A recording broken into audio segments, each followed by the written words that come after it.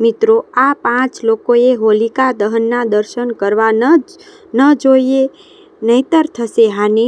કયા કે તે જાણી લઈએ. તેમાં છે નવી દુલ્હન. કારણ કે હોલિકાના લગ્ન થવાના હતા તે પહેલાં જ એને ભાઈ હિરણ્યકશ્યપની વાત સાંભળીને પ્રહલાદજીને પોતાના ખોળામાં બેસાડીને અગ્નિ સળગાવી હતી, જેમાં તે ભસ્મ થઈ ગઈ હતી. માટે નવી દુલ્હન એટલે કે લગ્ન થવાના હોય કે લગ્ન થઈ ગયા હોય તે થોડા ટાઈમ થયો હોય તે હોલિકાના દહન ન જવું જોઈએ. બીજું છે સાસુ અને વહુએ હોલિકા દહન ન જોવું જોઈએ. સંબંધોમાં ખટાશ આવે છે. ત્રીજું છે જેમ કે એક જ સંતાન છે, દીકરો હોય કે દીકરી, તેવી માતાએ પણ હોલિકા દહન ન જોવું જોઈએ. અને ચોથું છે ગર્ભવતી મહિલાઓને પણ હોલિકા દહન ન જોવું જોઈએ.